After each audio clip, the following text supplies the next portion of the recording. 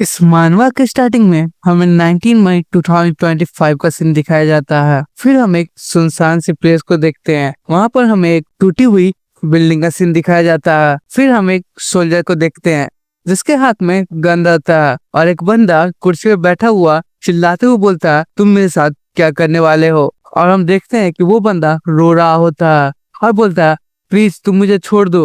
और हम देखते हैं कि वो सोल्जर गन का पिछला वाला भाग पकड़ के उस बंदे के हाथ पे जोर से अटैक करता है, जिसकी वजह से वो बंदा चिल्लाने लगता है और बोलता है, मेरा हाथ दर्द कर रहा है, तुम मुझे ऐसे क्यों मार रहे हो। फिर हम देखते हैं सोल्जर को जो पूरे गुस्से में बोलता है, व्हाट अ पैथेटिक रिच।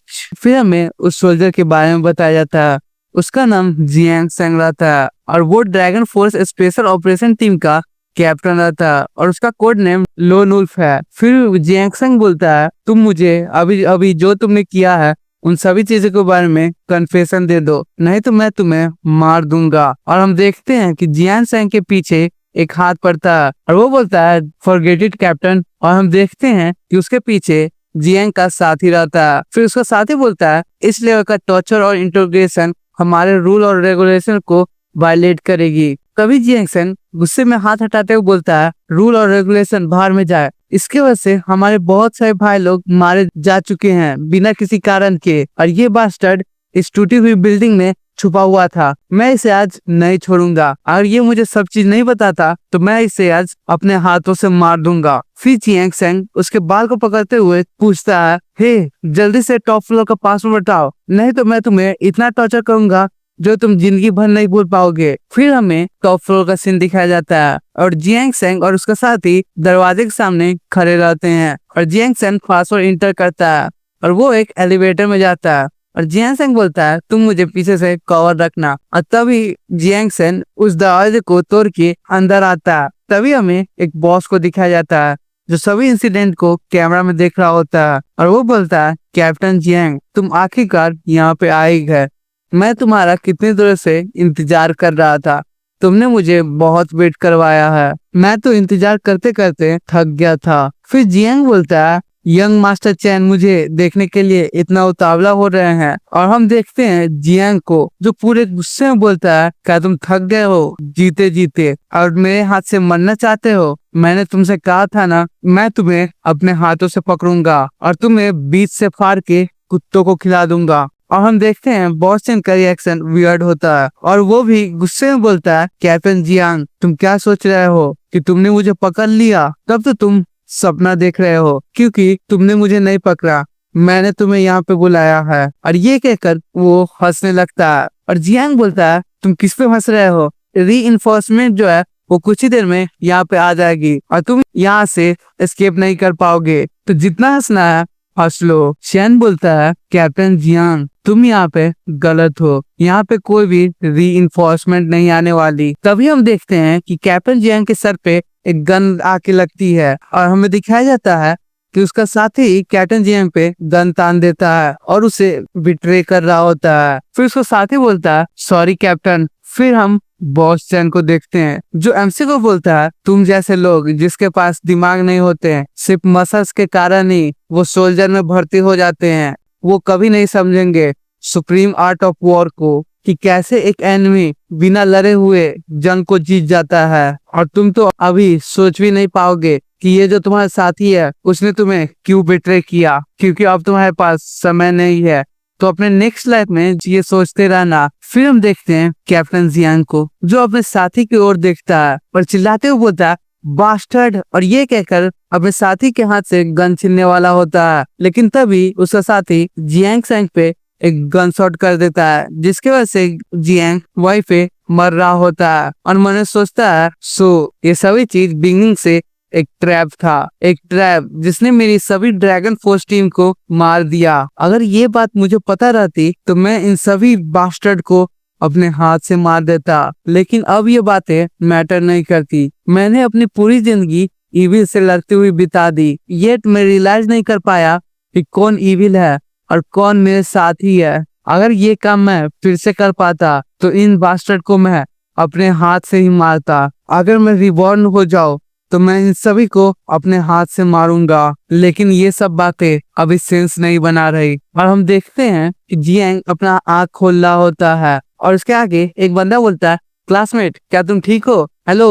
और हमें दिखाया जाता है एक चश्मे वाले बंदे को जो बोलता है, क्लासमेट तुम सही तो हो ना। और हम देखते हैं एक स्टूडेंट को और ये जियांग सैंगी है जो अपने पास्ट में आ चुका है। फिर उसका क्लासमेट बोलता है, मैं कोई पर्वर्ट नहीं हूँ, मैं तुम्हें बाथरूम करते हुए नहीं देख रहा, मैं बस इसलिए यहाँ पे आया क्योंकि तुम बहुत देर से यहाँ पे खड़े थे। और मैं बता दूं कि ये बंदा हमारी कहानी का एमसी है, तो मैं इसे एमसी कहकर बुलाऊंगा। फिर एमसी बोलता है, तुम तो एक स्टूडेंट हो ना। और उसका क्लासमेट बोलता है, ये किस टाइप का क्वेश्चन है, ऑफ कोर्स मैं एक स्टूडेंट हूँ। फिर एमसी उसका कॉलर पकड़ लेता है और बोलता है, बुलशिट, क्रिमिनल हाइडआउट में स्टूडेंट को आना अलाउ नहीं है। और उसका क्लासमेट बोलता है, तुम किसके बारे में बात कर रहे हो, ये तो एक स्कूल है। और ये सुनकर एमसी शॉक हो जाता है और बोलता है, स्कूल क्या, ये कौन सा साल चल रहा है और कौन सा मंथ। फिर वो बंदा बताता है कि आज जो है वो 12 अप्रैल 2015 है और आगे बोलता है कि तुम आज पागल की तरह बिहेव कर रहे हो, तुम्हें काउंसलिंग ऑफिस में जाना चाहिए। और वो बंदा जाते हुए बोलता है, तुम आज इतना वियर्ड क्यों एक्ट कर रहे हो। फिर हम देखते हैं एमसी को जो मन सोचता है 2015 मतलब कि मैं रिबॉर्न हो चुका हूँ। और ये कहकर एमसी अपने आप को मिरर में देख रहा होता है और बोलता है, मैं 10 साल पीछे पास्ट में आ चुका हूँ। और ये सोचकर एमसी थोड़ी देर के लिए शॉक हो जाता है जिसकी वजह से वो अपने गाल पे एक चाटा भी मारता है और उसके मुंह से खून निकलता है और वो हंसते हुए बोलता है, सिंस मैं जिंदा हूँ तो मैं उन सभी बास्टर्ड को अपने इन्हीं हाथों से मारूंगा। तभी हम 3 लड़की को देखते हैं, उसमें से एक पर्पल हेयर वाली लड़की बोलती है, कल का जो शो था वो बहुत ही अच्छा था। फिर येलो हेयर वाली लड़की बोलती है, माई गिगी जो था वो कुछ ज्यादा ही अच्छा है। और तीसरी लड़की बोलती है, नहीं वो साथ साथ हैंडसम भी है। फिर हम देखते हैं कि एक पर्पल हेयर लड़की एमसी की ओर देखती है और एमसी भी उन तीनों लड़की को तरफ देख रहा होता है। फिर एक येलो हेयर वाली लड़की बोलती है, हे तुम हमें किसी क्रिप की तरह क्यों देख रहे हो, हमने तुम्हें हैंडसम नहीं कहा, हम तो गिगी के बारे में बात कर रहे थे। फिर एक लड़की जाते हुए बोलती है, ये बंदा बाथरूम डोर के सामने खड़ा होके कुछ बड़बड़ा रहा है और इसके नाक से भी खून बह रहा है, क्या ये कोई पागल है। फिर दूसरी लड़की बोलती है, बातें करना बंद करो, चलो हम लोग शावर लेने चलते हैं। फिर हम देखते हैं एमसी को जो बोलता है, आज तो 13 अप्रैल है, मुझे याद है कि इसी दिन स्कूल में एक टेरिबल चीज हुई थी। सिंस मैं अपने लाइफ को रिराइट कर रहा हूँ तो मैं प्रीवियस लाइफ में मैंने जितनी गलती की है उन सभी गलती को सुधार लूंगा। फिर एमसी बोलता है कि मेरी प्रीवियस लाइफ में बहुत सारी ट्रेजेडीज घटी थी और उसमें से एक ट्रेजेडीज आज होने वाली है। और हम देखते हैं 2 लड़की को जिसमें से एक लड़की बोलती है, तुम्हें पता है स्कूल गेट के बाहर एक पर्वर्ट को घूमते हुए देखा गया है। फिर दूसरी लड़की बोलती है, हाँ ये सही है और वो बंदा हमारी क्लास में भी भागते हुए आ रहा था। और हम देखते हैं कि एमसी इन सभी बातों को सुन रहा होता है। एमसी डोर को नॉक करते हुए बोलता है, हे क्लासमेट क्या मैं यहाँ से कुछ पानी ले सकता हूँ, हमारे क्लास की पानी जो है वो खत्म हो चुकी है। फिर एमसी बोलता है, तुम जो अभी बात कर रहे थे उसके बारे में तुम मुझे बता सकती हो। और उसमें से एक लड़की बोलती है, हमने यहाँ पे एक पर्वर्ट आदमी को देखा था। फिर हम देखते हैं कि एमसी पानी भर रहा होता है और मैंने सोचता है, बैक देन प्रीवियस लाइफ में इसी वाटर रूम में एक इंसिडेंट हुई थी। फिर एमसी बोलता है, अभी टाइम कितना हो रहा है और अपने घड़ी में टाइम देखता है। तभी हम देखते हैं एक लड़की को जो चिल्लाते हुए बोलती है, समबडी हेल्प, यहाँ पे एक पर्वर्ट घूम रहा है जो गर्ल्स बाथरूम में स्पाइंग कर रहा था। और हम देखते हैं एक बंदे को जो ये सुनकर भाग रहा होता है और हमसे बोलता है, दैट्स राइट, वो घटना आज ही हुई थी। और हम देखते हैं कि वो बंदा एमसी के सामने आता है और वो एमसी के बगल से गुजर जाता है और एमसी मुझे सोचता है, द मूवमेंट जिसने मेरी पूरी जिंदगी को बदल दिया था। फिर हम देखते हैं एमसी के प्रीवियस लाइफ के 12 अप्रैल 2015 का सीन और एमसी बोलता है कि कैंपस में इसी बंदे ने एक लड़की के साथ बहुत ही गंदा काम किया था। उस समय एक टॉम नाम का लड़का बाथ हाउस में घुस गया था और जब स्टूडेंट ने उसे स्पॉट किया था तो वो पैनिक होके भागने लगा। मेरे पास चांस था उसे रोक के ट्रेजेडी को स्टॉप करने का। और हम देखते हैं कि वो बंदा जैसे ही एमसी की तरफ घूरता है, प्रीवियस लाइफ में एमसी उसे देखकर डर जाता है और हमसे बोलता है लेकिन बैक देन मैं बहुत ही ज्यादा डरपोक था और मेरे पास सिर्फ एक चीज थी और वो है डर। और हम देखते हैं कि एमसी एक कोने में डर के बैठा हुआ होता है। फिर एमसी बताता है कि वो बंदा भाग के गर्ल्स बाथरूम में गया और उसने ब्रूटली एक लड़की के साथ गलत काम किया। बाद में वो लड़की ट्रांसफर होके दूसरे स्कूल में चली गई। फिर हमें उसके बारे में कुछ नहीं बताया गया और सभी क्विकली जो है उसके बारे में भूल गए थे। लेकिन वो इंसिडेंट मेरे हार्ट में रह गई थी और आखिर में मैंने ग्रेजुएट कर लिया और उसके बाद मैं एक मिलिट्री फोर्स में ज्वाइन हो गया और आफ्टर मैंने स्पेशल फोर्सेस यूनिट को इंटरव्यू किया और उसके बाद मैं सिर्फ इविल लोगों को मारता था और रूल्स और रेगुलेशन को हमेशा वायलेट करता था, जिसकी वजह से मुझे हमेशा वार्निंग मिलती थी। लेकिन मेरे दिल का जो रेस था वो कभी भी मरा नहीं। मैं कभी भी समझ ही नहीं पाया कि लोग जो है वो दूसरों की लाइफ को रूइन करके कैसे अच्छे से जी पाते हैं। ओवर टाइम मुझे सभी लोग लोन वुल्फ के नाम से जानने लगे। फिर हम देखते हैं एक लड़की को जो उस क्रिमिनल को देख के बोलती है उसे भागने मत दो, उसे जल्दी से जल्दी पकड़ो। और हम देखते हैं उसके पीछे एमसी खड़ा होता है और मैं सोचता है लॉजिकली कहूँ तो मेरे रिवॉर्ड के बाद मुझे सीधा उस बॉस चेन के पास चल जाना चाहिए और उसे खत्म कर देना चाहिए। हम देखते हैं कि वो क्रिमिनल आगे आ रहा होता है और चिल्लाते हुए बोलता है स्टेप बैक, तुम मरना चाहते हो, जल्दी से जल्दी यहाँ से चले जाओ। और एमसी मैंने सोचता है लेकिन उससे पहले मेरे जिंदगी में कुछ रिग्रेट थे मेरे पास्ट लाइफ में, जिसे मैं इस जिंदगी में मेकअप करके रहूंगा। फिर एमसी अपने हाथ में उसी बोतल को पकड़ता है और बोलता है कि इन सभी लोगों के साथ डील करने का सिर्फ एक ही चीज है और वो है वायलेंस। इन सभी को सिर्फ वायलेंस से ही हराया जा सकता है और इस बार मैं किसी को नहीं छोड़ूंगा। और ये कहकर एमसी उस बंदे के चेहरे पे बोतल फेंकता है और वो बोतल उस बंदे के चेहरे पे लग जाता है, जिसके वजह से वो बंदा चिल्लाने लगता है और गुस्से में बोलता है इन कौन हो, मैं तुम्हें आज मार दूंगा। और हम देखते हैं कि एमसी भाग के आ रहा होता है और जंप करते हुए उस बंदे के फेस पे एक जोरदार किक मारता है। फिर वो बंदा दीवार में जाके टकराता है और हम देखते हैं कि वो अभी भी खड़ा हो रहा होता है और एमसी बोलता है कि मेरी किक के बाद भी खड़ा हो रहा है, इसका मतलब है कि मुझे और भी ट्रेन करने की जरूरत है, तो अब से मैं और भी ट्रेनिंग करूंगा। और हम देखते हैं कि एमसी एक बॉक्सिंग स्टांस बना लेता है।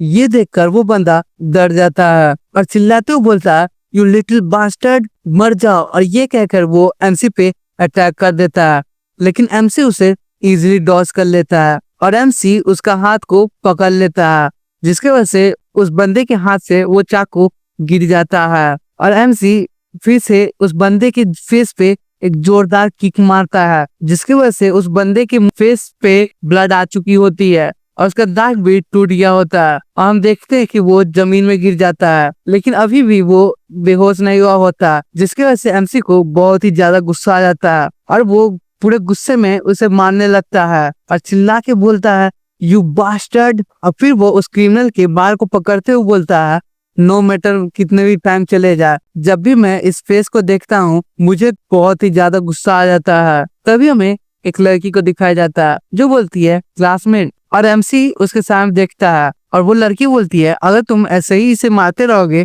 तो ये मर जाएगा। फिर एमसी उसे देख के बोलता है राइट, ये वही लड़की है। फिर वो लड़की बोलती है इवन दो तुमने अभी हीरोइक वाला काम किया है, लेकिन तुम ऐसे मुझे घूरना बंद कर सकते हो, ये थोड़ा सा एम्बैरसिंग है। फिर सीन शिफ्ट होती है और हम देखते हैं कि पुलिस स्कूल में आ चुकी होती है और फिर वो क्रिमिनल बोलता है ऑफिसर मुझे तो बस बाथरूम को यूज करना था, मैंने कोई क्राइम तो नहीं किया, तो आप मुझे ऐसे ले क्यों जा रहे हो? वो छोटा बच्चा है जिसने मुझे मारा है, मैं तो उसे टच भी नहीं किया था, तो मेरा कौन सा गुनाह में आप मुझे जेल ले जा रहे हो? फिर पुलिस चिल्लाते हुए बोलता है बी क्वाइट और हमारे साथ कोऑपरेट करो। और हम देखते हैं एमसी को जिसके पीछे एक पुलिस रहता है और वो पुलिस बोलता है लिटिल स्टूडेंट तुमने वो ज्वाइंट लॉकिंग टेक्निक कहाँ से सीखी? वो कुछ ज्यादा ही प्रोफेशनल टेक्निक है, क्या कहीं से तुमने ट्रेनिंग ली है? और एमसी बोलता है मैंने उसे टीवी में देखा, मुझे वो मूव बहुत ही अच्छा लगा और उसे एक बंदा सिखा रहा था और मैंने उसे देख के सीख लिया। फिर वो पुलिस बोलता है ऑर्डिनरी स्काउट्स भी ऐसे स्किल्स को नहीं सीख पाते, और तुमने बस उसे टीवी में देख के सीख लिया। ये बहुत ही आश्चर्य की बात है। हम देखते हैं कि वो पुलिस एमसी पे अटैक करने वाला होता है और बोलता है, तो तुम्हारा इस सिचुएशन के बारे में क्या कहना है? क्या तुमने इसे भी टीवी में देखा है? और हम देखते हैं कि एमसी उस अटैक को आते हुए देख रहा होता है, लेकिन तभी एमसी बीच में बोलता है, ऑफिसर, ऐसे सिविलियंस को मारना अच्छी बात नहीं होती है। आप पे मैं केस भी कर सकता हूँ, तो प्लीज आप स्टॉप हो सकते हैं। और फिर वो पुलिस बोलता है, इसके अंदर से बहुत ही ज्यादा डेंजरस ऑरा फील हो रही है। क्या ये सही में एक बच्चा है? कभी हमें उस लड़की को दिखाया जाता है जो उस पुलिस के पास आ जाती है और बोलती है, ऑफिसर, आप बातों को घुमाना बंद करें, मैं आपको सभी चीज बताती हूँ।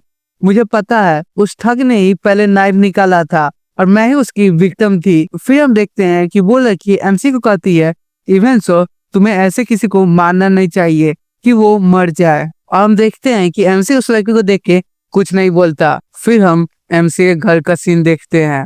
एमसी अपने दरवाजा खोल के अंदर जाता है और अपनी मॉम को कहता है, मॉम, मैं आ गया। फिर उसकी मॉम बोलती है, तुम्हें याद आ गया कि तुम्हारा घर कहाँ पे है? तुम्हें पता भी है अभी कितना टाइम हो रहा है? हम लोग तुम्हारा कितने देर से इंतजार कर रहे थे कि तुम कब आओगे और खाओगे, और तुमने अपना स्कूल से बैग भी नहीं लाया।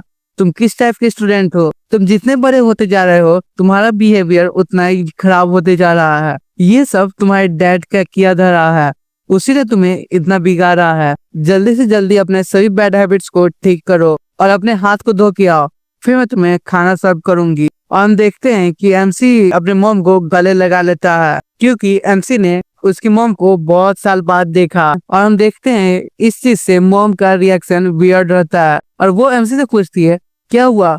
क्या तुम्हें स्कूल में किसी ने बुली किया? ऐसे रो मत। फिर वो मॉम एमसी को बोलती है, सन, तुम आज बहुत ही स्ट्रेंज दिख रहे थे, क्या तुम्हें बुखार है? हाँ, वैसे भी तुम पे बहुत सारा स्कूल प्रेशर रहता है। एमसी बोलता है, मॉम डोंट वरी, मैं अच्छा हूँ और अब से मैं आपकी सभी चीजें को मानूंगा और मैं आपके ही सुनूंगा, आई प्रॉमिस। और उसकी मॉम हंसते हुए बोलती है, ऐसे बातें करना बंद करो, तुम्हें अभी से मेरी बातें को मानना नहीं चाहिए। अगर तुम मुझे वरी करना छोड़ दोगे तो मैं खुश हो जाऊंगी। हम नहीं चाहते कि तुम इतनी जल्दी बड़े हो जाओ। तुम अपना जल्दी से जल्दी स्कूल फिनिश करो और लेटर तुम्हें डैड गवर्नमेंट जॉब दे देंगी। और ये कहकर उसकी मॉम एमसी के फेस को पोंछती है और एमसी मैंने सोचता है, जब मेरी माँ जिंदा थी वो हमेशा मुझे ऐसे ही रखती थी, वो ज्यादा ही अच्छी थी और मुझे मॉम की बहुत ही ज्यादा याद आती थी जब वो मर गई। फिर हम देखते हैं कि एमसी अपने बिस्तर पे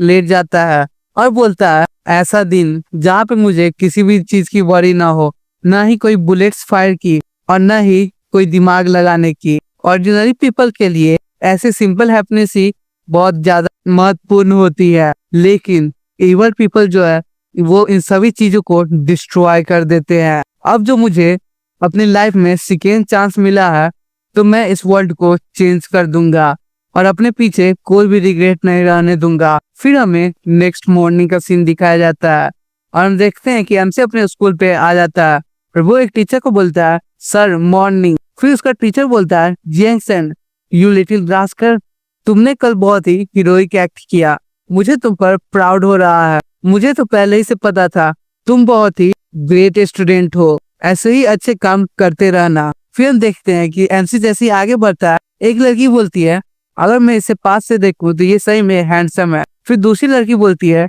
ये तो वही है ना जो क्लास 10 से है, जियांग सेंग, इसने जो कल किया वो कुछ ज्यादा ही कूल था। फिर हमें एक और टीचर को दिखाया जाता है जो एमसी को बोलता है, जियांग सेंग, तुमने कल बहुत ही औसम काम किया, प्रिंसिपल तुम्हें इस बात का अवार्ड भी देंगे। और एमसी में सोचता है, मैंने ये सोचा नहीं था, मुझे बिलीव नहीं हो रहा कि किसी बचाने पर मुझे इतना भाव मिलेगा।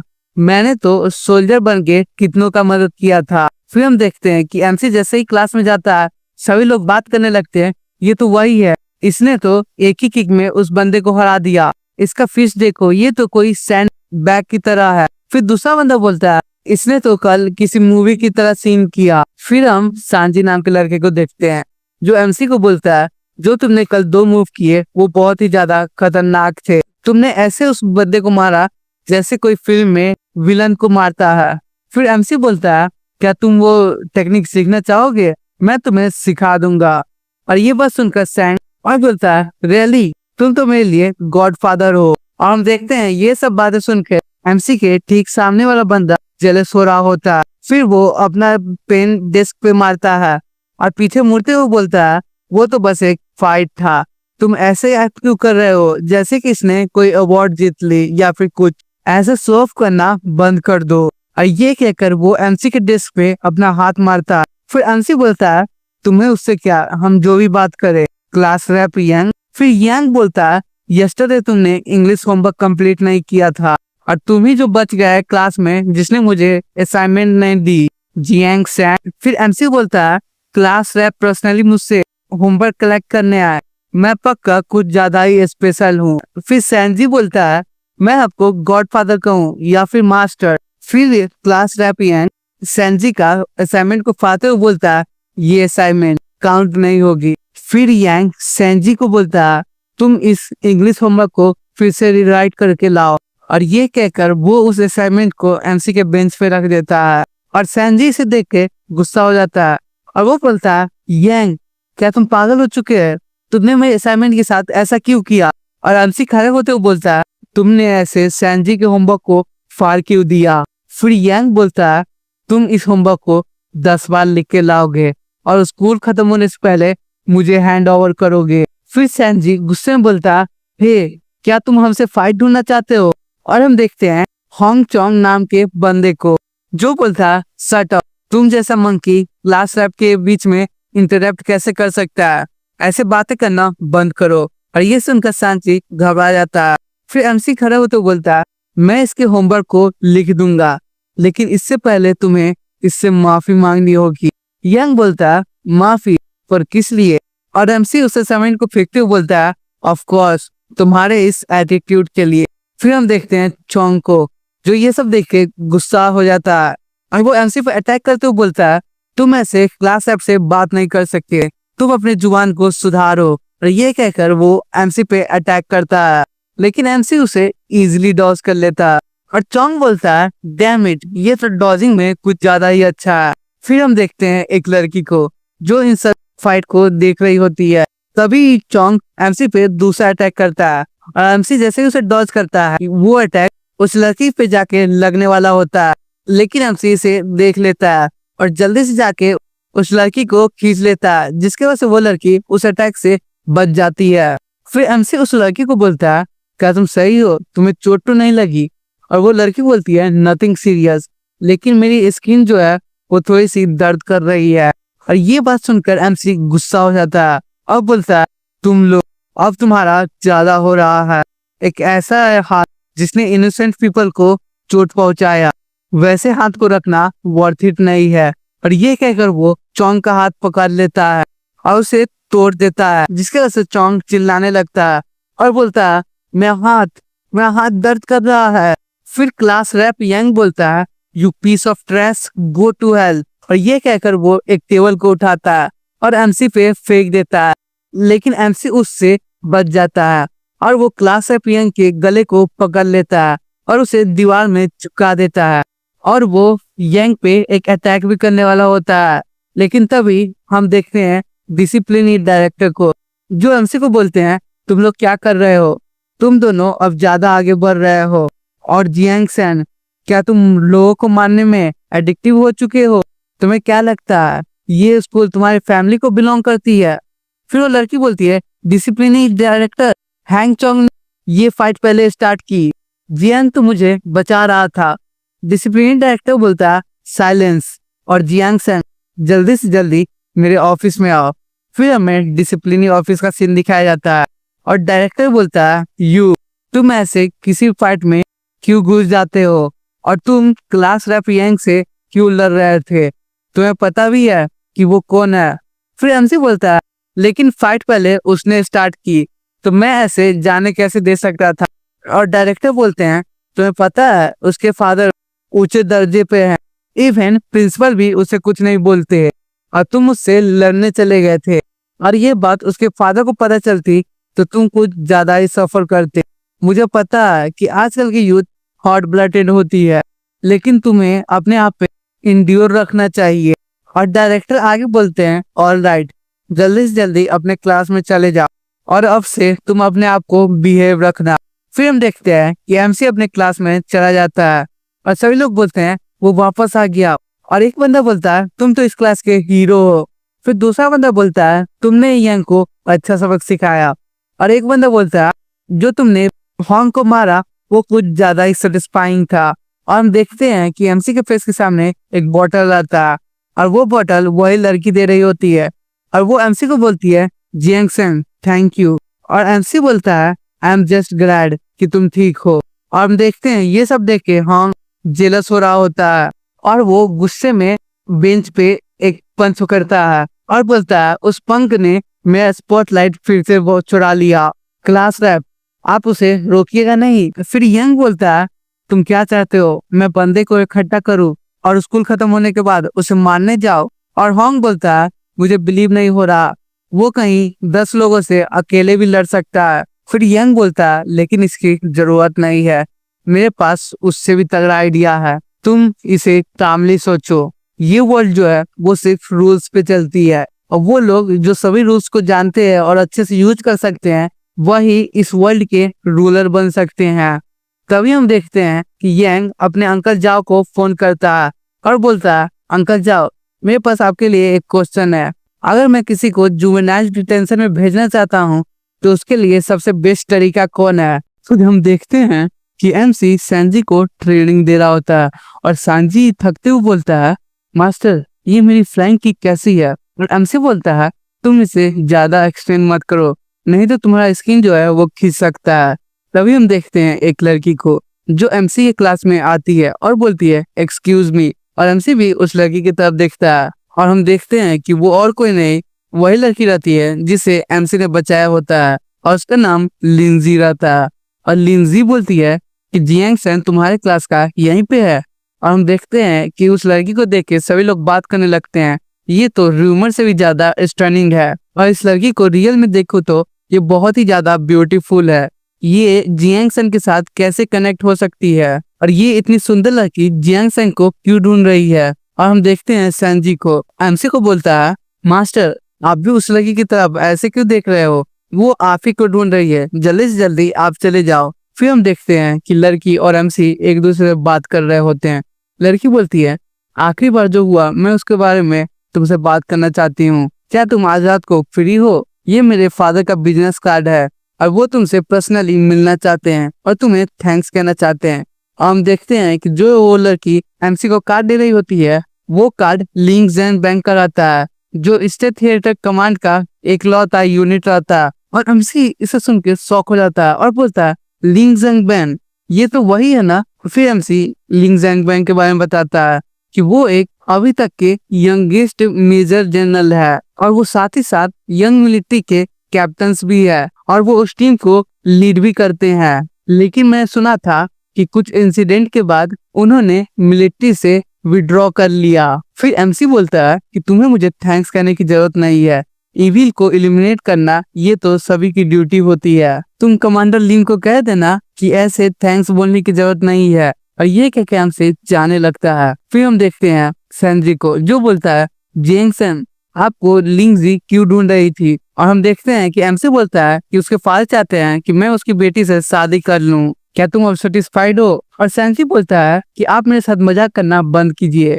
फिर हम देखते हैं यंग को जो एमसी के पास आता है और बोलता है जियांग सन प्रिंसिपल तुम्हें ऑफिस में देखना चाहते हैं तो जल्दी से जल्दी ऑफिस में चले जाओ। फिर हम प्रिंसिपल ऑफिस का सीन देखते हैं और उसका प्रिंसिपल बोलता है अगर क्या होता हैंग चोंग मर जाता तो तुमने उस पे ऐसे अटैक क्यों किया और वो मर जाता तो तुम एक मर्डरर कहलाते। और एमसी बोलता है लेकिन मैंने तो उस पे कोई फ्रैक्चर भी नहीं किया। और फिर एमसी हॉस्पिटल के रिपोर्ट को पढ़ते हुए बोलता है और ये रिपोर्ट सही भी नहीं है क्योंकि इसकी इंक जो है वो अभी तक ठीक से ड्राई भी नहीं हुई। फिर प्रिंसिपल चिल्लाते हुए बोलता है तुम इस हॉस्पिटल रिपोर्ट पे क्वेश्चन कर रहे हो। तभी एमसी रिपोर्ट में दिखता है कि होंग चोंग को एक फ्रैक्चर हो चुका है जो सर पे हुआ था।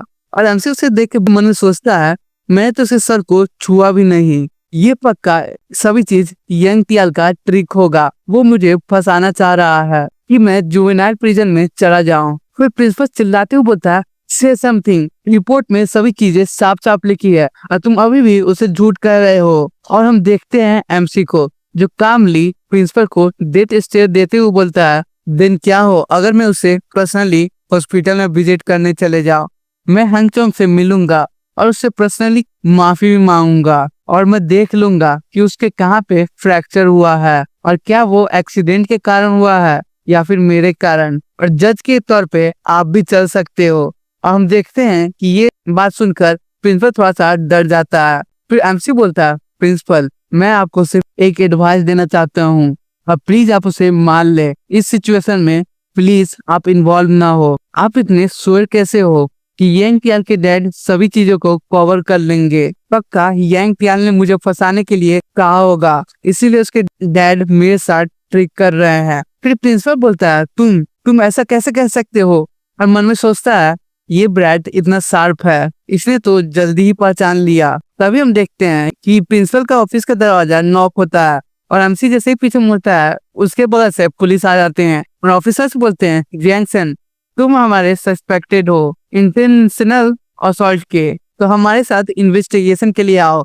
और हम देखते हैं यांग को जो बगल में ये सब देख के खुश हो रहा होता है और बोलता है, तो तुम मेरे साथ गेम खेलना चाहते थे ना, तो क्या तुम मेरे साथ गेम अफोर्ड भी कर पाओगे? फिर वो एमसी को जाते जाते बोलता है, जैंगसन फेयरवेल। और हम देखते हैं एमसी को जो हंसते हुए बोलता है, इतना जल्दी खुश मत हो जाओ क्लास रैप यांग, अभी तो शो जो है वो बिगिन ही हुआ है। फिर हमें इन्वेस्टिगेशन का सीन दिखाया जाता है और एक ऑफिसर बोलता है, तुम्हारी वजह से हैंगचोंग जो है वो हॉस्पिटल में सफर कर रहा है, तुमने उसके 3 रिब्स को फ्लोर दिया है, तुम इसके बारे में कुछ कहना चाहोगे? और ये मेडिकल रिपोर्ट भी क्लियर कर रही है, तो तुम जल्दी से जल्दी इन सभी चीजों के बारे में कन्फेशन दे दो, नहीं तो मैं तुमसे निकलवा लूंगा। फिर ऑफिसर को देखते हैं जो बहुत ही एंग्री होता है, जो चिल्लाते हुए बोलता है, बी हॉनेस्ट, तुमने अपने क्लासमेट पे ऐसे अटैक क्यों किया? क्या होता अगर वो मर जाता? तो तुमने ये बहुत ही बड़ा क्राइम किया है और तुम्हें इसकी सजा मिलके रहेगी, तो इसके लिए तैयार रहना।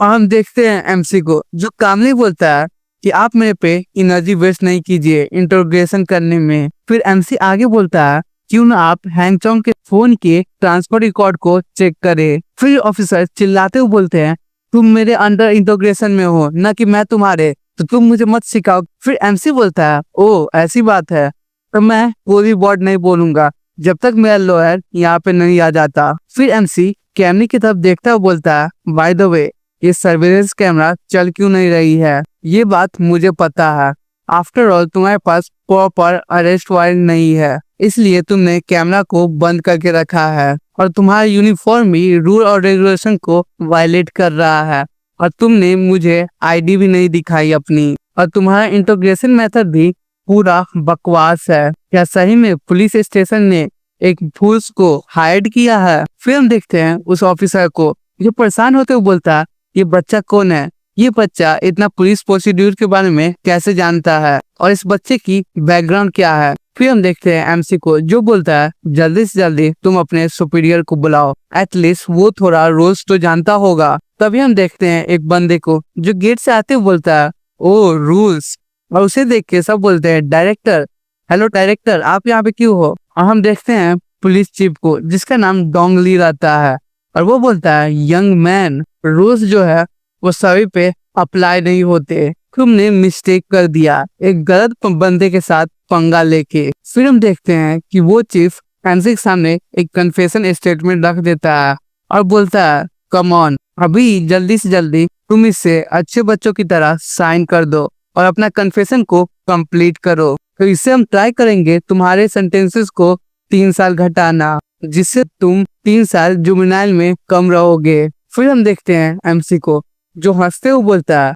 तो तुम दोनों यांग पियाल के डैड को खुश करने के लिए इतने आगे बढ़ सकते हो, मैंने सोचा भी नहीं था। फिर एमसी आगे बोलता है, लेट मी गेस, तुम बस एक डिप्टी चीफ हो। और ये सुनकर चीफ पूरा शॉक हो जाता है और फिर एमसी आगे बोलता है, तुम बहुत ही ज्यादा डिस्परेट हो रहे हो जल्दी से जल्दी अपने पोस्ट में आगे बढ़ने के लिए, लेकिन तुम्हें एक बात नहीं पता, और तुम जितनी जल्दी ऊपर जाओगे उतनी जल्दी ही तुम्हारा फॉल डाउन भी होगा, और तुमने अभी तक जितना गलत काम किया वो सब ही नीचे गिरने के बाद खत्म हो जाएगी। और ये सुनकर वो चीफ गुस्से में हो जाता है और वो बोलता है, शट अप, तुम मुझे सिखाओगे, तुम एक लिटिल बास्टर्ड हो और तुम एक पुलिस को सिखाओगे कि क्या करना और क्या नहीं। तुम्हें क्या लगता है कि मैं तुम पे एक्शन नहीं ले सकता हूँ? और हम देखते हैं कि वो चीफ एमसी का टाई भी पकड़ लेता है। तभी हम देखते हैं दूसरे पुलिस ऑफिसर को, जो बोलता है चीफ आपके लिए एक कॉल है। फिर चीफ बोलता है कौन है, तुम देख नहीं रहे हो कि मैं बिजी हूँ। फिर वो पुलिस ऑफिसर बोलता है कि वो कॉल कमांड थिएटर की तरफ से है। और ये सुनकर वो चीफ घबरा जाता है और बोलता है कमांडर ने मुझे कॉल क्यों किया है। फिर हम देखते हैं एमसी को, जो बोलता है इट्स फाइन चीफ, आप जाके कॉल को उठा सकते हैं, मैं तब तक आपका इंतजार करूंगा। फिर चीफ मन सोचता है क्या कमांडर इस बच्चे के रिलेटेड है? ये मत कहना कि ये बच्चे की बैकग्राउंड कुछ ज्यादा ही अच्छी है। तभी एमसी बोलता है मुझे नहीं लग रहा कि आप उस कॉल को आंसर करोगे। तभी चीफ कॉल उठाता है और कॉल के बगल से आवाज आती है जल्दी से जल्दी उस बच्चे को छोड़ दो और ये मेरा ऑर्डर है। फिर चीफ बोलता है लेकिन उसके लिए मुझे प्रॉपर प्रोसीड्यूर चाहिए। तभी हम देखते हैं पीछे से एक सोल्जर आता है और बोलता है कितनी सर दर्द की बात है, मैं तुम जैसे बास्टर्ड के डील नहीं कर सकता। और हम देखते हैं कि वो बंदा लिंग बैंक का सबऑर्डिनेट रहता है और उसका नाम ही चेंग सांग रहता है। तभी चीफ बोलता है कि आप मुझे ऐसे आके उस बच्चे को छोड़ने के लिए नहीं कर सकते। ये चेंग सांग कहता है सो एनोइंग, तुम बार बार प्रोसीड्यूर के बारे में ही कह रहे हो। और ये कहकर वो चीफ के सामने गन तान देता है और बोलता है ये मेरा प्रोसीड्यूर है। फिर हम देखते हैं चीफ को, जो उस सोल्जर को एमसी के पास लेके जाता है और बोलता है ये बच्चा ठीक है और इसे हमने कुछ नहीं किया है। फिर चिंगसन बोलता है तुमने इसे बिना कारण के अरेस्ट क्यों किया है? तुम्हारे पास कोई प्रूफ है इसे अरेस्ट करने का? और बिना प्रूफ के तुमने एक इनोसेंट पीपल पे इंट्रोगेशन भी स्टार्ट कर दी। फिर चीफ बोलता है ये बस एक मिसअंडरस्टैंडिंग है, बस एक मिसअंडरस्टैंडिंग। और हम देखते हैं एमसी को, जो मन सोचता है इवन दो ये थोड़ा सा लेट है लेकिन सभी चीजें टाइम पे खत्म हो गई।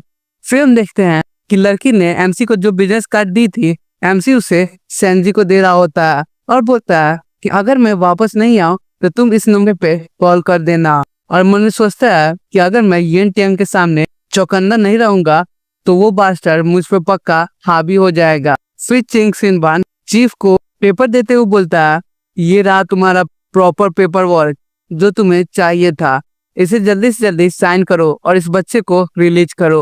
और चीफ बोलता है हाँ मैं अभी कर देता हूँ। और चीफ साइन करते हुए मुझे सोचता है इस बंदे ने तो मेरे सर पे गन तान दिया था, व्हाट अ लूनेटिक। और फिर वो उससे पेपर वर्क दे रहा होता है और आगे मुझे सोचता है ऐसा लग रहा है कि यंग फैमिली को एक पक्का का फैमिली मिल चुकी है, लीन फैमिली, जो हमारे कैपिटल में सबसे बड़े पावर को होल्ड करती है। और ये बच्चा, इसके बैकअप में तो पूरी मिलिट्री है, ये पक्का ऑर्डिनरी पर्सन तो नहीं होगा। फिर हम देखते हैं कि वो तीनों एक कार में जा रहे होते हैं और चिंग सिंग वांग का साथ का जो बंदा होता है वो बोलता है कि आपने चीफ के सामने गन तान दिया था, ये तो डिसिप्लिन को वायलेट करना जैसा हो गया ना। चिंगसन बोलता है लेकिन उसमें बुलेट्स भी नहीं थी तो ये कोई वायलेशन की बात नहीं है, और ऊपर से अगर तुम नहीं कहोगे और मैं भी कुछ नहीं कहूंगा तो कौन जानने जाएगा, तुम बस ड्राइविंग पे फोकस करो। फिर चिंग सिनबान एमसी से हाथ मिलाते हुए बोलता है तुम जियांग हो ना, मैंने सही कहा ना, थैंक यू कि तुमने कमांडर ऑफिसर की बेटी को बचाया। फिर एमसी बोलता है अंकल लीन ने भी मुझे एक बार बचाया। फिर हम देखते हैं ये को, जो एमसी को बोलता है मैंने सुना था कि तुम्हारे अंदर कुछ ज्यादा ही स्किल है, मैं क्यूरियस हूँ कि तुम कितने स्किल्ड हो। और ये कहकर वो एमसी के हैंडशेक में ज्यादा प्रेशर देने लगता है और एमसी बोलता है लुक्स लाइक अंकल ही ये प्रैंक कर रहे हैं कि मेरे अंदर कितना स्किल है। तभी हम देखते हैं कि ही चिंग सिनबान एमसी पे अटैक करने वाला होता है और वो अटैक एमसी इजिली डॉज कर लेता है। चिंग बोलता है नाइस डॉज, और हम देखते हैं कि एमसी भी अंकल ही पे अटैक कर देता है और ही उसे डॉज कर लेता है और बोलता है मैं भी इसे डॉज कर सकता हूँ। और हम देखते हैं कि उन दोनों के बीच फाइट स्टार्ट हो जाती है और ही बोलता है तुम तो सही में इंटरेस्टिंग किड हो। तभी दूसरा सोल्जर बोलता है ये अभी अच्छी बात नहीं है, हम लोग मिलिट्री पेट्रोल पे आ चुके हैं तो आप लोग ठीक से रहे थोड़ा।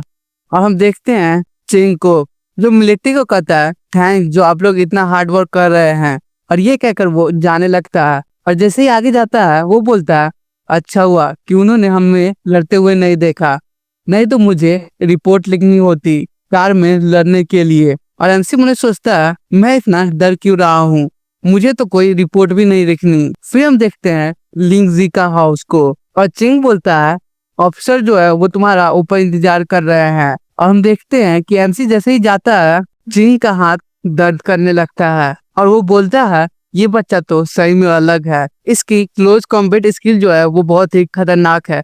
फिर उसके साथ का ऑफिसर बोलता है सर क्या आपको चोट लग गई है? और चिंग बोलता है इसे छोड़ो, जल्दी से जल्दी हर्बल पेन रिलीफ ऑयल लेके आओ। और हम देखते हैं एमसी को जो अंकल लीन के पास पहुंच जाता है और वो बोलता है अंकल लीन। और लीन बोलता है तुम पक्का जियांग होगे, फाइनली मैं तुमसे मिल गया। कि लीन एमसी को चाय दे रहा होता है और एमसी बोलता है थैंक यू अंकल लीन। और लीन बोलता है मुझे तुम्हें थैंक्स कहना चाहिए, तुमने मेरी डॉटर को बचा लिया, और वो जिंदा नहीं रहती तो मुझे बहुत ही ज्यादा बुरा लगता। फिर एमसी बोलता है सिटी में जस्टिस करना तो सभी की ड्यूटी होती है। फिर लीन बोलता है लेकिन तुमने एक ठग से लड़ा जिसके पास एक नाइफ था, तुम्हारे पास तो बहुत ही करेज है। और हम देखते हैं कि लीन एमसी के सामने एक टॉप सीक्रेट फाइल रख देता है और बोलता है तुम्हें इसे देखना चाहिए। वाइस डिस्ट्रिक्ट चीफ यंग जो है वो कुछ ज्यादा ही बोल्ड हो रहे हैं। और हम देखते हैं कि उस फाइल में यंग और उसके फादर का फोटो होता है। फिर लीन बोलता है कि वो दोनों जल्दी ही अरेस्ट होने वाले हैं, मुझे पता है कि तुम्हारे साथ गलत हुआ है बट डोंट वरी, यंग के फादर के पास अब ज्यादा जल्दी पावर नहीं बचेगी। तभी एमसी बोलता है हाँ मुझे याद आया, मेरी प्रीवियस लाइफ में इसी समय यंग क्लास जो है वो अरेस्ट हुए थे और 6 मिलियन जो है वो मिस्टीरियसली डिसअपेयर हो गई थी। और हम देखते हैं कि वो 6 मिलियन एक कचरे वाला को मिलता है। फिर लीन बोलता है जियांग तुम क्या सोच रहे हो? और जियांग हंसते हुए बोलता है मैं बस वंडरिंग कर रहा था कि अगर भाई चीफ यांग अरेस्ट होंगे तो उनका क्या रिएक्शन होगा। फिर सीन शिफ्ट होती है और हम देखते हैं कि एमसी अपना अलार्म को ऑफ करता है और वो कहीं जाने के लिए तैयार हो रहा होता है और वो धीरे धीरे अपनी माँ से छुप के निकल रहा होता है। और हम देखते हैं कि जैसे ही एमसी निकलता है उसकी माँ नींद में बोलने लगती है कि तुम फादर और सन इतनी रात में हॉरर मूवी देख रहे हो, तुम दोनों मुझे ठीक से जीने भी नहीं दोगे, अगर तुम ऐसे ही परेशान करते रहोगे तो मैं तुम्हें छोड़ के चली जाऊंगी। और एमसी मन सोचता है कि माँ इतनी रात को कैसी क्रीपी सपना देख रही है। और हम देखते हैं कि एमसी उस गेट से निकल जाता है। फिर हमें यंग फैमिली के विला का सीन दिखाया जाता है और एमसी उसे देख के बोलता है यहाँ पे तो बहुत ही ज्यादा सर्विलेंस कैमराज है, नो वंडर ये लोग एक करप्ट ऑफिसर्स जो है। फिर हम देखते हैं कि एमसी जंप करके उस घर के अंदर पहुंच जाता है और बोलता है मेरी प्रीवियस लाइफ में न्यूज में ये कहा गया था कि यंग की फादर ने पैसों को एक एबेंडेंट डेकोरेशन यार्ड में छुपा के रखा था, लेकिन उसे स्पेसिफिक तरीके से नहीं बताया गया था। लेकिन इतना ज्यादा पैसे एक छोटे से डेकोरेशन यार्ड में तो नहीं छुपा हो सकता, और क्या ये फाउंटेन काउंट होगा डेकोरेशन में? तभी एमसी को कुछ याद आता है और वो बोलता है हाँ फाउंटेन, लेकिन इतनी रात को कोई भी आदमी फाउंटेन कैसे चला सकता है, ये तो ऐसा स्ट्रेंज है। और वो पानी में अपना हाथ डालता है और बोलता है वेट अ सेकेंड। तभी हम देखते हैं यंग फैमिली के गार्ड को जो बोलता है इतनी रात को पेट्रोलिंग करना बहुत ही सरदर्द की बात है, कौन दम होगा जो इतनी रात को वाइस डिस्ट्रिक्ट चीफ के पास चोरी करने आएगा, ये तो इफोर्ट का वेस्टिंग ही हुआ। तभी हम देखते हैं कि उस गार्ड को कुछ आवाज आता है और वो बोलता है कौन है वहाँ पे? और जैसे ही वो वहाँ पे देखता है तो वहाँ पे एक बिल्ली दिखती है और वो बोलता है यहाँ तो बस एक बिल्ली है। तभी हम देखते हैं कि एमसी उस फाउंटेन से निकलता है जिसे देखकर बिल्ली थोड़ा सा गुस्सा आ जाता है और हम देखते हैं एमसी को जो मन सोचता है ओ तो ये पैसे यहाँ पे छुपा हुआ था, मैं बहुत ही ज्यादा लकी हूँ, भगवान भी मेरे पे कुछ ज्यादा कृपा कर रहे हैं, लेकिन ये 6 मिलियन मेरी सोच से भी ज्यादा है, ये तो मेरी बैकपैक में प्रोबेबली फिट नहीं हो पाएगी।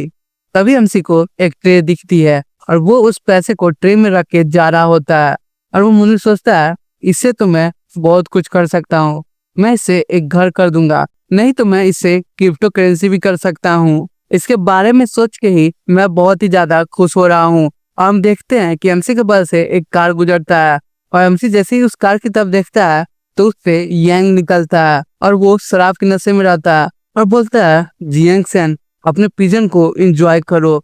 तुम बस एक पिल ऑफ गार्बेज हो और एक ट्रेस के लिए पिजन जो है वो सबसे बेस्ट जगह है। तभी यांग की नजर किसी चीज पे पड़ती है और हम देखते हैं कि वो पैसों से भरा रहता है और यांग बोलता है ये तो गार्बेज नहीं है, ये तो पैसे हैं।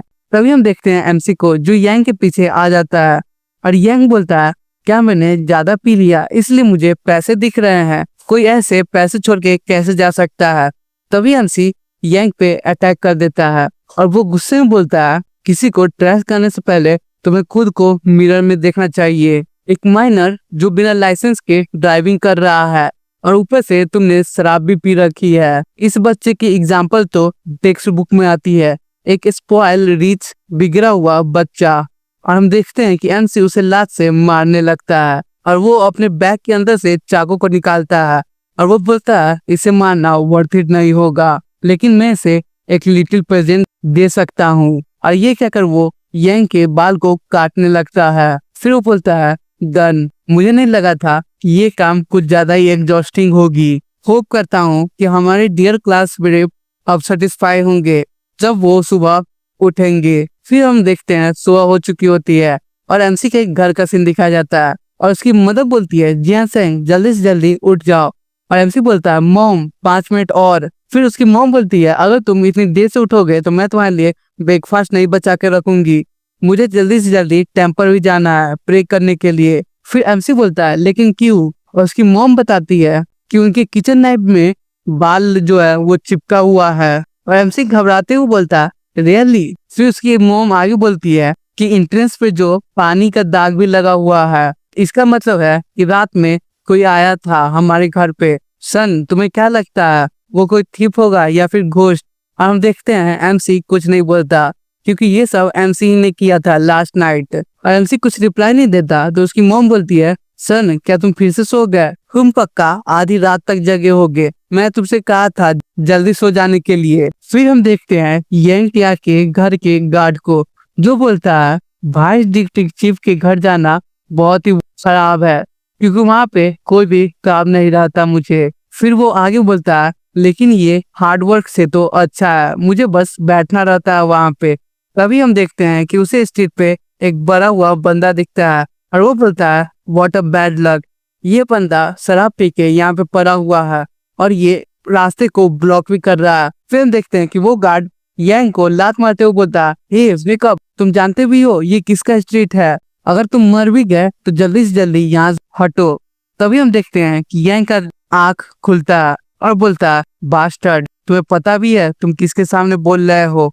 और जैसे ही वो उठता है गार्ड डर जाता है और बोलता है आप तो यंग मास्टर यांग हो, आप यहाँ पे क्या कर रहे हो। फिर यांग बोलता है व्हाट द हेल, तुम इतना चिल्ला क्यों रहे हो, तुम मुझे बहुत ही ज्यादा हेडेक दे रहे हो। तभी हम देखते हैं कि जैसे ही यांग अपना बाल छूता है उसे अजीब फील होता है और वो बोलता है ये फीलिंग कैसी है। और जैसे ही वो स्ट्रीट पे देखता है उसके कटे हुए बाल मिलते हैं और इसकी वजह से वो गुस्सा हो जाता है और बोलता है ये किसने किया, मेरे डैड उसे भी मार देंगे। फिर वो भागते हुए बोलता है आई डोंट केयर जो भी हो, और मैं एक बंदे को प्रिजन में भेज सकता हूँ तो मैं दूसरे बंदे को भी प्रिजन में भेज सकता हूँ। फिर वो चिल्लाते हुए अपने घर में जाता है और बोलता है डैड मुझे फिर से किसी ने बुली किया, जल्दी से जल्दी उसे भी प्रिजन में भेज दो। और जैसे ही वो आगे का नजारा देखता है वो बोलता है डैड आपको क्या हुआ। और हम देखते हैं उसके डैड को जिसको 2 बंदे ने पकड़ के कहीं ले जा रहे होते हैं। फिर यांग अपने डैड को पकड़ते हुए बोलता है डैड आप नहीं जाओ, ये दोनों लोग कौन है और इनके पास क्या राइट है आपको पकड़ने का। तभी उन दोनों ऑफिसर्स में एक बंदा बोलता है तुम यांग क्या हो ना, मैंने सही कहा ना। फिर यांग बोलता है या तो तुम्हें उससे क्या मतलब। फिर वो बंदा बोलता है तुम्हारे फादर जो है वो सीरियस वायलेशन में सस्पेक्टेड है, तो एंटी करप्शन ब्यूरो ने एक कंडक्ट किया है इन्वेस्टिगेशन को, तो इसलिए हमारे साथ कोऑपरेट करे। और हम देखते हैं उसके डैड को जो बोलते हैं यांग इस टाइम तुम्हारे डैड भी हेल्प नहीं कर पाएंगे, टेक केयर ऑफ योरसेल्फ। और हम देखते हैं यांग को जो रो रहा होता है। फिर हम एमसी के स्कूल का सीन देखते हैं। सैनजी बोलता है हे वेक अप, मैंने एक बहुत ही बड़े न्यूज को सुना, मैंने सुना कि यांग टेल के फादर जो है वो अरेस्ट हो चुके हैं। और एमसी बोलता है ओ। फिर सैनजी बोलता है सिर्फ ओ, तुम सरप्राइज नहीं हुए ये न्यूज सुनकर। फिर एमसी आगे बोलता है और कोई भी लोग बहुत ही बुरा काम करेंगे तो इवेंचुअली उन्हें सजा तो मिलेगी ही। तो इसमें सरप्राइजिंग बात क्या है? और बातें करना बंद करो, मैं बहुत ही थका हुआ हूँ। फिर सैनजी बोलता है, तुमने लास्ट नाइट क्या किया था? तुम कुछ ज्यादा एग्जॉस्टेड लग रहे हो और तुम्हारे अंदर से अलग तरह का स्मेल भी आ रहा है। एमसी बोलता है, मैं रिवर में गया था फिश को पकड़ने के लिए। सैनजी बोलता है, फिश को पकड़ने के लिए? और एमसी बोलता है, हाँ, लगभग मैंने 100 फिश को पकड़ा। और सैनजी बोलता है, तुम तो गए, रिवर से फिश को पकड़ना यहाँ पे बैन है, तो तुम भी केयरफुल रहना, नहीं तो अरेस्ट हो जाओगे। और हम देखते हैं एमसी को, जो बोलता है, मेरी प्रीवियस लाइफ में इस न्यूज के बाद सभी पॉलिटिकल सिस्टम जो है वो पूरी तरीके से बदल गई थी इंटायर सिटी में। और हम देखते हैं कि एमसी जा रहा होता है और उसके बगल में न्यूज चल रही होती है और एमसी उसे देख के बोलता है, इसमें क्यूरियस की बात क्या है? इस बार से यांग टियाल के फादर जो है वो पिछले बार से जल्दी अरेस्ट हो चुके हैं और मेरी रिवर्ट के बाद सभी चीजें स्लाइटली चेंज होगी ओरिजिनल टाइमलाइन से। फिर एमसी आगे सोचता है, लेकिन मैं उस 6 मिलियन का क्या करूं जिसे मुझे स्पेंड करना है? मेरा रियल गोल जो है वो है रिवेंज। ऑफ कोर्स ये पैसा उसी रिवेंज में जाएगा, लेकिन प्रॉब्लम ये है कि 6 मिलियन मेरे लिए बहुत ही कम है, क्योंकि मुझे अपना एक फोर्स बनाना है अगेंस्ट यंग मास्टर चेन। तो इसके लिए मुझे इस 6 मिलियन से कुछ इन्वेस्टमेंट करना होगा और ज्यादा से ज्यादा पैसे भी कमाना होगा। फिर एमसी बोलता है, क्यों ना मैं एक बिल्डिंग खरीद लूं और उसे रेंट पे लगा दूं। फिर वो आगे सोचता है, लेकिन मैं बहुत दिनों तक गरीब रहा था, इसलिए मुझे कोई अच्छा आइडिया नहीं सूझ रहा। मेरे दिमाग में बस लैंडलॉर्ड का ही आइडिया आ रहा है। अगर मैं ज्यादा पढ़ा लिखा रहता तो एटलीस्ट मैं पैसों को इन्वेस्ट करना सीख जाता। फिर हम देखते हैं कि एमसी एक गली में जा रहा होता है और वहाँ पे एक बंदे को 6 लोग मिलके मार रहे होते हैं और उसे अब्यूज भी कर रहे होते हैं। और एमसी उसे देख के बोलता है, यहाँ का सिक्योरिटी जो है वो बहुत ही खराब है। मैं सोचा था ये रोड बहुत ही ज्यादा शॉर्टेस्ट है, इसलिए मैं यहाँ से चले जाओ, लेकिन मुझे अब रुकना होगा फाइट खत्म होने तक। फिर हम देखते हैं जो बंदे लोग मार रहे होते हैं उसमें से एक बंदा बोलता है, तुम ऐसे एक्ट क्यों कर रहे हो जैसे मैंने तुम्हारे मनी के बदले लाइफ को मांग लिया, यू यूजलेस। फिर पिटने वाला बंदा बोलता है, मुझे मारना बंद करो, सही में मेरे पास पैसे नहीं है, प्लीज जेंटलमैन मुझे छोड़ दो। फिर हम देखते हैं एमसी को, जो मुझे सोचता है ये बंदा तो ब्यूरो डायरेक्टर है ना, इवन हाई ऑफिसर्स भी स्ट्रीट पे मार खा रहे हैं, दैट्स पैथेटिक। फिर हम देखते हैं एक टोपी वाला बंदा अपने हाथ में रॉड लिया रहता है और वो डायरेक्टर ब्यूरो पे एक जोरदार अटैक करता है, जिसकी वजह से वो जमीन में गिर जाता है। और फिर वो लोग बात करने लगते हैं, क्या ये मर गया? फिर दूसरा बंदा बोलता है, नो आइडिया। फिर हम देखते हैं वही टोपी वाला बंदा फिर से ब्यूरो डायरेक्टर पे अटैक करने वाला होता है और बोलता है, लेट्स टेस्ट इट। और हम देखते हैं एमसी को, जो आगे आता है और उस बंदे पे एक जोरदार किक मारता है, जिसके वजह से वो बंदा बेहोश हो जाता है और सभी लोग बात करने लगते हैं, बॉस आप ठीक तो हो ना, तुम ब्रैक। फिर हम देखते हैं कि एमसी ने अकेले ही उन 5 को हरा दिया होता है और वो 5 जमीन में गिर चुके होते हैं और दर्द के मारे चीख भी रहे होते हैं। फिर डायरेक्टर बोलता है, जियांग सेन तुम यहाँ पे क्या कर रहे हो? और एमसी बोलता है कि मैं भी आपसे सेम क्वेश्चन करना चाहता हूँ, आप तो एक डायरेक्टर हो है ना, तो आप यहाँ पे क्या कर रहे हो? ऊपर से आप एक गली के बच्चों से पिट रहे हो। फिर डायरेक्टर डोंग बोलता है, मैं बस पब्लिक में ऐसे ही घूमने आया था, एक अंडर कवर इंस्पेक्शन की तौर पे। एमसी बोलता है, गिव मी अ ब्रेक, आप एक बच्चे से पिट रहे थे और आप बोल रहे हो कि अंडर कवर वर्क करने के लिए आए थे, और दिख रहा है कि ये कितना अंडर था कि सभी लोग आपको पहचान गए। इवन इंपर के पास भी कुछ गार्ड्स होते हैं उन्हें बचाने के लिए, लेकिन आप अकेले चले गए। आप अपने आप को क्या समझते हो? और आपने डेंजर को सेंस भी नहीं किया। फिर डोंग खड़े होते हुए बोलता है, ऐसी बात है तो यंग जियान क्यों ना तुम पुलिस डिपार्टमेंट में सिविल सर्विस का एग्जाम दे दो, तब मैं तुम्हें अपने एक गार्ड के तौर पे हायर कर लूंगा। नहीं, अपने बॉडी गार्ड के तौर पे हायर कर लूंगा। हमसे बोलता है, मजाक करना बंद कीजिए, मुझे आपके साथ कुछ और बातें करनी है। डायरेक्टर डोंग बोलता है, ओके नो प्रॉब्लम, मेरी कार जो है वो कुछ ही दूर में है, चलो बात करते करते चलते हैं। और फिर डायरेक्टर आगे बोलते हैं, जब भी मैं तुम्हें देखता हूँ मुझे तुम्हें एक प्रॉमिसिंग यंग मैन दिखता है। फिर हम देखते हैं कि वो दोनों कार में पहुंच गए होते हैं और डायरेक्टर डोंग बोलता है उन लिटिल पंक्स ने तो मुझे बहुत ही मारा और वो लोग होल्ड बैक भी नहीं कर रहे थे। और हम देखते हैं कि डायरेक्टर डोंग अपना मुंह पोंछ रहे होते हैं एक टॉवल से और वो बोलते हैं वो टीनेजर्स एक बार इम्पल्सिव हो जाते हैं तो वो बिना कॉन्सिक्वेंसेस जाने किसी को भी पीट देते हैं। तुम्हारे जैसे टीनेजर्स बहुत ही ज्यादा गुस्सैल होते हैं। फिर डायरेक्टर डोंग मैंने सोचते हैं राइट, ये बच्चा भी एक टीनेजर है लेकिन इसने अकेले ही उन सभी को हरा दिया। ये बच्चा कितना स्ट्रांग है। फिर एमसी बोलता है कि आप भी मुझे उन टीनेजर से ऐसे समझ रहे हो कि मैं जल्दी गुस्सा हो जाता हूँ। डायरेक्टर डोंग बोलता है ऑफ कोर्स नॉट, तुम तो एक यंग हीरो हो, मैं तो उनसे तुम्हें कंपेयर भी नहीं कर सकता। तुम उनके मुकाबले बहुत ही ज्यादा बड़े हो। मैं तुम्हें आज के लिए सही में थैंक्स कहना चाहता हूँ, अदरवाइज वो लोग मेरे हड्डी को तोड़ देते हैं। हमसे बोलता है उन सभी बातों को छोड़ो, मुझे बस ये कहना था कि आप डिस्ट्रिक्ट में सिक्योरिटी को बढ़ा दो, अदरवाइज यहाँ पे और भी ट्रबल हो सकती है। और डोंग हंसते हुए बोलता है ये मेरे लिए थोड़ी बड़ी बात होगी लेकिन मैं कोशिश करूंगा।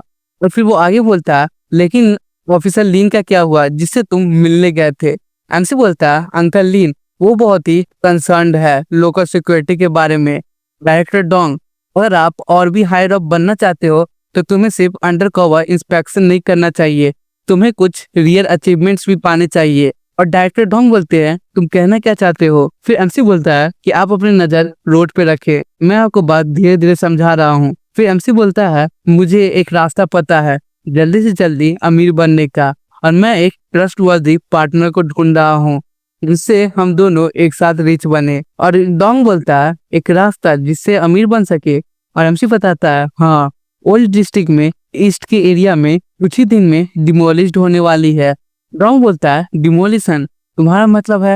और ये कहकर वो एमसी की तरफ देखता है और एमसी बोलता है कि आप रोड पे ध्यान दे, नहीं तो डिमोलिशन से पहले हम ही लोग एक्सीडेंट से मर जाएंगे। फिर डायरेक्टर डोंग आगे बोलता है जैसा कि तुमने अभी कहा उसके लिए हमें बहुत ही ज्यादा पैसे की जरूरत है और बिना किसी कनेक्शन के हम लोग ये नहीं कर पाएंगे। एमसी बोलता है पैसे तो मेरे पास है और कनेक्शन मैं बना लूंगा, लेकिन मुझे एक चीज की जरूरत है और वो है हैंडल को। मुझे इन सभी चीजों को हैंडल करना होगा, इसलिए मैं एक पार्टनर को ढूंढ रहा हूँ। और एमसी बोलता है डायरेक्टर डोंग अगर आप कुछ ज्यादा पैसे कमाने में इंटरेस्टेड है रिटायरमेंट से पहले तो मैं आपको पार्टनर बना सकता हूँ। फिर डायरेक्टर डोंग बोलता है मैं अब से तुम पे ट्रस्ट करूंगा क्योंकि तुम भी मुझ पे ट्रस्ट कर रहे हो, और अब से मैं तुम्हें नेफ्यू की तरह मानूंगा। जो भी तुम मुझसे कहोगे मैं सभी चीजों को पूरा कर दूंगा। एमसी बोलता है ऐसा बात है आपके साथ बिजनेस करने में बहुत ही मजा आएगा अंकल डोंग। फिर डायरेक्टर डोंग पूछता है बाय द वे तुम्हें डिमोलिशन के बारे में कैसे पता चला, क्या लीन फैमिली ने तुम्हें बताया। और एमसी बोलता है ये बातें मैं आपको बाद में बताऊंगा। फिर हमें नेक्स्ट डे का सीन दिखाया जाता है और एमसी अपने क्लास में जा रहा होता है। तभी हम देखते हैं कि एक बंदा दरवाजा पे मारते हुए अंदर आता है और वो एमसी के सामने आके बोलता है जियांग सैन, और सैनजी बोलता है एक इजिप्टियन। और हम देखते हैं कि वो यांग रहता है जो अपना कोट ओढ़ के एमसी के पास आया होता है और वो नील डाउन करके बोलता है जियांग सैन मैं तुमसे भीख मांगता हूँ, मुझे पता है मैं गलत था, मैं एक बास्टर्ड हूँ और मैं मरना डिजर्व करता हूँ। फिर वो रोते हुए बोलता है प्लीज हम लोग एक क्लासमेट है तो प्लीज मेरे डैड को सेव कर लो, तुम ही हो जो लीन फैमिली से बात करके मेरे डैड को छुड़वा सकते हो। और हम देखते हैं कि यांग एमसी का पैर पकड़ लेता है और बोलता है जल्दी से जल्दी मेरे डैड को छुड़वा दो और इसके लिए जो तुम मुझे कहोगे मैं वो करने के लिए तैयार हूँ। और हम देखते हैं कि जैसे ही वो एमसी की तरफ झुकता है उसका कोट हट जाता है और हम देखते हैं कि यांग पूरी तरीके से गंजा हो जाता है। और ये देख के क्लास में खड़े सभी लोग शॉक हो जाते हैं और उस पे हंसने लगते हैं। एक बंदा बोलता है क्लास प्रेसिडेंट यांग ये आपके साथ क्या हुआ। और एक बंदा बोलता है नो नो इसके ऊपर से एक हाईवे बन सकता है। और हम देखते हैं कि सभी लोग हंसने लगते हैं और यांग बोलता है तुम सब मुझे ऐसे देखना बंद करो, हाउ डेयर यू। फिर हम एमसी को देखते हैं जो मन सोचता है इसने अपने बाल को गंजा क्यों करवा लिया, क्या ये मेरे हैंडवर्क से खुश नहीं था। फिर हम देखते हैं यांग के हेयर सलून का सीन। यांग अपने बार्बर को बोलता है मैं तुमसे कह रहा हूँ कि मुझे कल स्कूल जाना है इसलिए मुझे कुछ अच्छा लुक दे दो। और बार्बर बोलता है मैं तुम्हें बेस्ट से बेस्ट लुक दूंगा। और हम देखते हैं कि यांग ये बात सोचकर पूरा गुस्सा रहा होता है और वो बोलता है उस बार्बर ने मुझे ऐसा बना दिया। फिर हम देखते हैं एमसी को जो यांग को बोलता है स्टैंड अप। एक मैन इतने जल्दी नील डाउन नहीं कर सकता। और तुम सोचते क्या हो, अगर तुम रोओगे और नील डाउन करोगे तो तुम्हारे डैड छूट जाएंगे। यंग बोलता है इसका मतलब तुम मेरा मदद करोगे। और एमसी बोलता है मैंने ऐसा तो नहीं कहा, तुम्हारे फादर लॉ के अकॉर्डिंग जेल में गए हैं और तुम सन होने के मुताबिक तुम्हें इन सभी के साथ कोऑपरेट करना चाहिए, और जैसा तुम्हारे फादर ने किया वैसा तुम्हें नहीं करना चाहिए। और हम देखते हैं ये बात सुनकर यंग रोने लगता है। फिर वो अपना आंसू पोंछते हुए जा रहा होता है और बोलता है जैंगसन बस तुम मेरा इंतजार करो, जितना मैंने खोया था तुम भी उतना ही खोओगे। फिर हम एमसी के घर का सीन देखते हैं और एक बंदा बोलता है ब्रदर यांग क्या हम लोग सही में ये काम करेंगे? बॉस और हमारे साथी जो है वो अभी भी हॉस्पिटल में है, तो हमें ये काम करने की जरूरत नहीं है जब तक वो फुल्ली रिकवर न हो जाए। और यांग बोलता है शट अप, तुम लोग बस तैयार रहो। और हम देखते हैं कि यांग एक फायर बोतल में लाइटर जला रहा होता है। दूसरा बंदा बोलता है ब्रदर यांग प्लीज इसे भूल जाओ। फिर हम देखते हैं यांग को जो पूरे गुस्से में बोलता है व्हाट द हेल, तुम इतने डर क्यों रहे हो? ये तो बस एक एक्सीडेंटल फायर कहलाएगा और तुम समझे तो जल्दी से जल्दी जियांग सेंग के घर में आग लगा दो। फिर हम देखते हैं कि वो दोनों जाने लगते हैं और यांग बोलता है फैमिली, वेल्थ, डिग्निटी और एक फ्यूचर। जियांग सेंग तुम सभी चीजें एक्सपीरियंस करोगे एक साथ। और हम देखते हैं कि एक बंदा वो फायर बोतल को फेंक रहा होता है और यांग बोलता है अब तुम्हारा स्वागत है नथिंगनेस में। भी हम देखते हैं एमसी को जो एक पेड़ में बैठा हुआ होता है और बोलता है well well well class president Yang अभी तक सोए नहीं, आप यहाँ पे क्या कर रहे हो? क्या आप पोएट्री लिख रहे हो?